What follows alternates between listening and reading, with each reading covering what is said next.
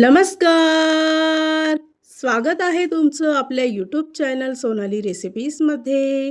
तर आजची खास रेसिपी आज आपण बनवणार आहे लिची सरबत. खूपच रिफ्रेशिंग ड्रिंक आहे. खूपच टेस्टी व सोपी रेसिपी आहे. चला तर मग या रेसिपीसाठी लागणारे संपूर्ण साहित्य व कृती पाहून घेऊ. लिची सरबत बनवण्यासाठी इथे आपण एका बाउलमध्ये थोडं पाणी घेतलं आहे. त्यामध्ये 1 चमचा सब्जाच्या बिया टाकून 1 मिनिटासाठी बिया भिजवत ठेवायच्या. त्यानंतर इथे मी लिची फळ घेतलं आहे. हे फळ खूप ज्युसी आणि गोड असतं. चवीलाही अतिशय छान लागतं. साधारणतः पाव किलो फळं असतील. त्याच्यावरील साल अशा पद्धतीने काढून घ्यायची.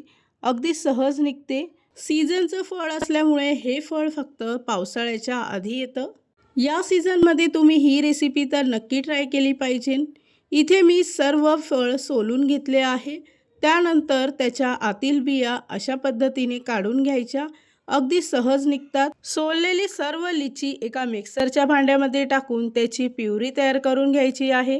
या रेसिपीसाठी लागणारे संपूर्ण साहित्य व कृती मी तुम्हाला डिस्क्रिप्शन बॉक्समध्ये दिले आहेत, तर तुम्ही तिथे जाऊन चेक करू शकता.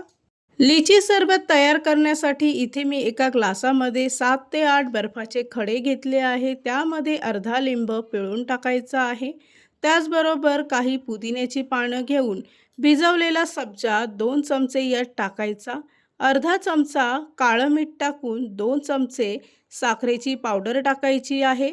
त्याचबरोबर तयार केलेली लिचीची प्युरी यामध्ये टाकून अर्धा ग्लास थंडगार पाणी टाकायचं आणि मिश्रण मिक्स करून घ्यायचं आहे.